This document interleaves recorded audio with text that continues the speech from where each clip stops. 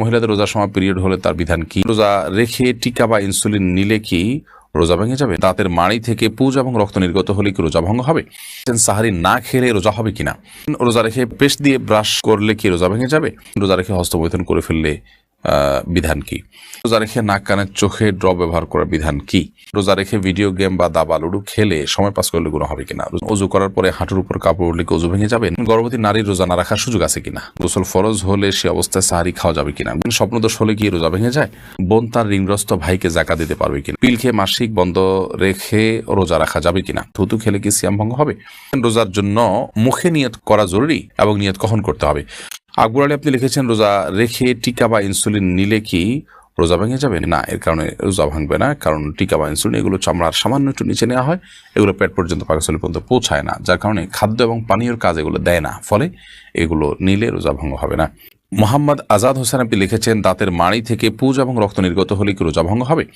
দাঁতের মাড়ি থেকে পুজ এবং রক্ত নির্গত হলে রোজা ভঙ্গ হবে না, তবে সেটা যদি আপনি গিলেন এবং খেয়ে পড়েন ইচ্ছাকৃতভাবে, তাহলে সেক্ষেত্রে সেটি রোজা ভঙ্গের কারণ হবে। আর থুতুর সাথে আপনার ইচ্ছার বাইরে সামান্য কিছু যায়, যেটা আপনার নিয়ন্ত্রণের বাইরে, সেটা কারণে রোজা ভঙ্গ হবে না। তবে অবশ্যই পুজ রক্ত এগুলো বের হলে আপনাকে ফেলে দিতে হবে। এরপরে আব্দুল করিম আপনি লিখেছেন, সাহারি না খেলে রোজা হবে কিনা?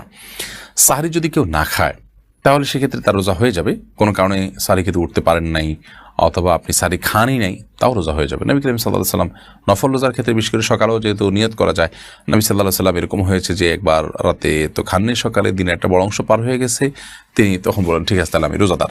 তারা বোঝা গেল সাহারি না খেয়ে রোজা রাখা যাবে, কিন্তু সাহারি খাওয়াটা সুন্নাহ। নবী করিম সাল্লাল্লাহু আলাইহি ওয়াসাল্লাম বলেছেন, তাসাহহারু ফাইন্না ফিস সাহুরি বারাকা, তোমরা সাহারি খাও কারণ সাহারি খাবার মধ্যে বারাকা রয়েছে। বিজন্য সাহারি খাওয়াটা সুন্নাত, কিন্তু না খেলে রোজা হবে না, ব্যাপারটা সেরকম না। মাসুম আহমদ আপনি লিখেছেন, রোজা রেখে হস্তমৈথুন করে ফেললে বিধান কি? রোজা রেখে হস্তমৈথুন যদি কেউ করে ফেলেন তাহলে তো রোজা ভেঙে গেল। আল্লাহ মাফ করুন, তার ইস্তেগফার করতে হবে, তওবা করতে হবে, আল্লাহর কাছে মাফ চাইতে হবে এবং এ রোজা পরবর্তীতে রেখে দিতে হবে। ফুকাহা হানাফের মধ্যে এই রোজার পাশাপাশি একটি কাজার সাথে 60টা কাফারা এটার সাথে আদায় করতে হবে, তারপর সে দায়মুক্ত হবে এবং আল্লাহর কাছে এর জন্য আলাদা করে ক্ষমা চাইতে হবে, ইস্তেগফার করতে হবে। আলামিন আপনি লিখেছেন, রোজা রেখে পেস্ট দিয়ে ব্রাশ করলে কি রোজা ভেঙে যাবে?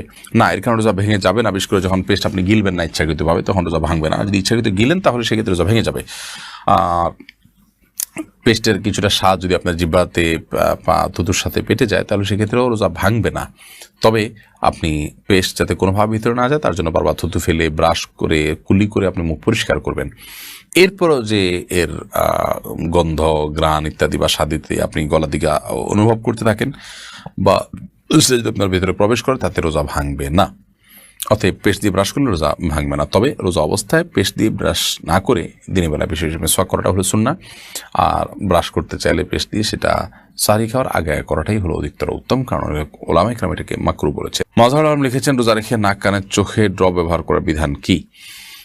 দেখুন, যে অঙ্গে ব্যবহার করলে সেটি আপনার কণ্ঠনালী হয়ে ভেতরে প্রবেশ করে সে অঙ্গে ব্যবহার করা জায়েজ নয়। যেমন নাকে আমরা যদি ড্রপ দিই তাহলে সেক্ষেত্রে অবশ্যই সেই ড্রপ আমাদের ভেতরে যাবে, সর্বসম্মতিক্রমে এটি এই জন্য জায়েজ নয়।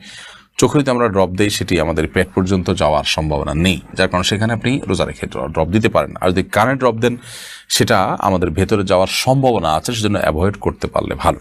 রিয়াজউদ্দিন লিখেছেন, রোজা রেখে ভিডিও গেম বা দাবা লুডু খেলে সময় পাস করলে গুনাহ হবে কিনা? রোজা রেখে যদি আপনি এগুলো করেন তাহলে সেক্ষেত্রে আপনার রোজাটা হালকা হবে এবং রোজার মান নষ্ট হবে, রোজার কোয়ালিটি কমে যাবে। যেহেতু আপনি এমন কাজ করছেন যা সিয়ামের উদ্দেশ্যে পরিপন্থী, সিয়াম এসেছে আমাকে মুত্তাকি বানাবার জন্য, আপনি হয়তো কাজে লিপ্ত, এর কোনো ভালো মুসলমানের চরিত্র নয়, অতএব আপনি মুত্তাকি হতে পারলেন না। নবী করিম সাল্লাল্লাহু আলাইহি ওয়াসাল্লাম বলেছেন, মিন হুসনি ইসলামিল মারই তারকুহু মা লা ইয়ানি, একজন মানুষের ইসলামটা সৌন্দর্যমণ্ডিত হবে যখন সে অহেতুক অনর্থক বিষয়গুলোকে পরিহার করবে। বিধায় এগুলো পরিহার না করলে আপনার সিয়ামটা মানসম্মত সিয়াম হবে না, তবে কাগজে কলমে সিয়াম বিশুদ্ধ হয়ে যাবে যদি পানাহার এবং স্ত্রী বর্জন করে থাকে না। ফাতেমা আইডি থেকে আপনি লিখেছেন, গর্ভবতী নারীর রোজা না রাখার সুযোগ আছে কিনা? গর্ভবতী নারী যদি রোজা রাখার ফলে গর্ভস্থ সন্তান ভয়াবহ কোনো ক্ষতির সম্মুখীন হবে, আল্লাহ না করুন সেরকম আশঙ্কা যদি তৈরি হয়, তাহলে সেক্ষেত্রে তিনি রোজা না রাখার সুযোগ আছে। কিংবা তিনি রোজা রাখলে তার নিজের জীবন হানির আশঙ্কা যদি থাকে তাহলে সেক্ষেত্রে রোজা না রাখা তার সুযোগ আছে। কিন্তু গর্ভস্থ নারী গর্ভবতী অবস্থায় রোজা রাখলে তার একটু কষ্ট হবে, গর্ভস্থ সন্তানের একটু কষ্ট হতে পারে, এরকম কিছু চিন্তা করে রোজা না রাখার কোনো সুযোগ নেই। রোজাটা এরকম ছেলে খেলা নয় যে সামান্য ঠুনকো অজুহাতে আমরা রোজাটা ছেড়ে দিব, বরং এই অবস্থা রোজা রাখার আপনার চেষ্টা অব্যাহত রাখতে হবে। প্রয়োজনে আপনি সাপ্লিমেন্টারি বিভিন্ন খাবার গ্রহণ করবেন যাতে শরীর আপনার দুর্বল হয়ে না পড়ে, আপনি আরও বিভিন্ন পদ্ধতিতে রোজা রাখাটাকে সহজ করতে পারেন, যেন দিনের বেলায় বেশিরভাগ শুয়ে ঘুমিয়ে এবং রাতে বেলায় কাজ করে আপনি দিনের রোজা রাখাটাকে সহজ নিয়ে করতে পারেন। এরকম বিভিন্নভাবে আমাদের মা বোনদের রোজা রাখা উচিত। গর্ভস্থ সন্তান নেককার হওয়ার জন্য আপনার ইবাদতবন্দিকে আরও বেশি করা উচিত, যাতে করে এটার প্রভাব তার উপরে পড়ে। তবে হ্যাঁ, এটার জন্য অবশ্যই নিজের সেফটি এবং সন্তানের সেফটির বিষয়ে আপনি খেয়াল রাখবেন। সাইদ গুলজার আলী আপনি লিখেছেন, অজু করার পরে হাঁটুর উপর কাপড় উঠলে অজু ভেঙে যাবে? না, অজু করার পর হাঁটুর উপর কাপড় ভেঙে উঠলে অজু ভেঙে যাবে না। তবে ইচ্ছাকৃতভাবে অন্যের সামনে এরকম করা অনুচিত, ফরজ তরকের গুনাহ হবে। আর যদি ইচ্ছাকৃতভাবে ওদের সামনে না তোলেন, এমনিতে উঠে গেছে, তাহলে সেক্ষেত্রে আপনার গুনাহ হবে না, আর অজু ভঙ্গ হবে না, কারণ এটা অজু ভঙ্গের কোনো কারণ নয়। মোতাহার হোসেন আপনি লিখেছেন, গোসল ফরজ হলে সে অবস্থায় সাহারি খাওয়া যাবে কিনা? গোসল ফরজ হয়েছে, এই অবস্থায় আপনি সাহারি খাচ্ছেন, জায়েজ হবে, এটা না জায়েজ কিংবা হারাম নয়। গোসল ফরজ হওয়া অবস্থায় সাহারি খাওয়া যায়, তবে আপনাকে অবশ্যই ফজর নামাজের আগে আগে গোসল করে ফজর নামাজ আদায় করতে হবে। ফারুক আহমদ আপনি লিখেছেন, স্বপ্নদোষ হলে কি রোজা ভেঙে যায়?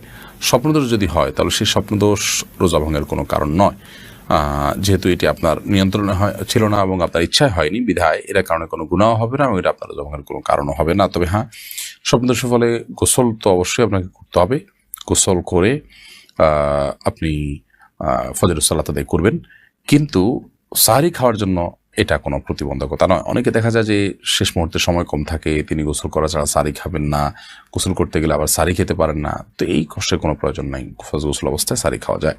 নাসরিন আক্তার আপনি লিখেছেন, বোন তার ঋণগ্রস্ত ভাইকে জাকাত দিতে পারবে কিনা? অবশ্যই দিতে পারবে ঋণগ্রস্ত ভাইকে জাকাত, কারণ ভাই বোন কেউ কারোর ভরণ পোষণ দিতে বাধ্য নন। এরকম পরিস্থিতিতে একে অন্যকে জাকাতের টাকা দিতে কোনো অসুবিধা নেই, বরং আত্মীয় স্বজন যদি জাকাতের হকদার হয় তাদেরকে জাকাতের টাকা দিলে বরং সওয়াবের পরিমাণ আরও বেশি হবে। বিকজ নবী করিম সাল্লাল্লাহু আলাইহি ওয়াসাল্লাম বলেছেন, আস-সাদাকাতু আল মিসকিনি সাদাকা ওয়া সাদাকাতু আলা দিল কুরবা সালাতুন ওয়া সাদাকাতুন, যারা নিকটাত্মীয় রক্ত সম্পর্কীয় আত্মীয় তাদেরকে যদি সাদাকা করা হয়, জাকাত দেওয়া হয়, তাহলে ডাবল সওয়াব হবে আত্মীয়দের বন্ধন রক্ষা করা, এবং সেই সাথে আপনার বাবা মার আত্মীয় স্বজনের প্রতি সম্পর্ক রক্ষার পাশাপাশি জাকাত আদায় হওয়া, দান করা, তাহলে দানের সওয়াব এবং আত্মীয়তার বন্ধন রক্ষা করা দুইটাই যেহেতু হজের মাধ্যমে, সেজন্য দুইটা সওয়াব পাওয়া যাবে। আর সাধারণ মিসকিনকে দান করলে সেটা সাধারণ সওয়াব হবে। পিল খেয়ে মাসিক বন্ধ রেখে রোজা রাখা যাবে কিনা? যাবে, যদি আপনার শরীরে কোনো ক্ষতিকর কোনো কিছু এর কারণে না হয়, সাইড এফেক্ট যদি ক্ষতিকর কিছু না থাকে, তাহলে সেক্ষেত্রে আপনি পিল খেয়ে রোজা মাসিক বন্ধ রেখে আপনি রোজা রাখতে পারেন। তবে আল্লাহ তাআলা স্বাভাবিক নিয়মের পরে ছেড়ে দিতে পারে, বেশি ভালো। আহমেদুল এর দিকে লিখেছেন, থুতু খেলে কি সিয়াম ভঙ্গ হবে? থুতু গিলে ফেললে সিয়াম ভঙ্গ হবে না। নতুন রোজা রাখার পর বিশেষ করে অনেক কিশোররা আছেন ঘন ঘন থুতু ফেলতে থাকেন, এটা কোনো প্রয়োজন নেই কষ্ট করার। সিয়াম ভঙ্গ হবে না যদি থুতু আপনি গিলে ফেলেন, এর কারণে আপনার রোজা ভঙ্গ হবে না ইনশাআল্লাহ। তবে একত্র করে যদি গেলে সেটা মাকরুহ, তারপর রোজা ভঙ্গ হবে না। ফরিদুল হক আপনি লিখেছেন, রোজার জন্য মুখে নিয়ত করা জরুরি এবং নিয়ত কখন করতে হবে? ও রোজার জন্য মুখে নাওয়াইতু আন আসুমা গাদান এরকম করে নিয়ত করা জরুরি নয়, না এটি কোনো সুন্নাহ দ্বারা প্রমাণিত। নবী করিম সাল্লাল্লাহু আলাইহি ওয়াসাল্লাম বা সাহাবীরা কেউ রোজার নিয়ত মুখে এরকম কোনো গদবাদা কোনো দোয়া পড়ে করেছেন বলে কোনো প্রমাণ পাওয়া যায় না। নিয়ত মানে হলো মনের ইচ্ছা, বিধায় আপনি সিয়াম পালন করছেন আগামীকাল, এই ইচ্ছা আপনার আছে, আপনি সেরি খেতে উঠেছেন, এটুকু যথেষ্ট যে আপনি কি সিয়াম রাখছেন আপনি জানেন, আপনি নিজে জানেন, আপনার মাথায় আছে, সেটাই নিয়ত। এর বাইরে আলাদা করে মুখ উচ্চারণ করার কোনো প্রয়োজন নেই।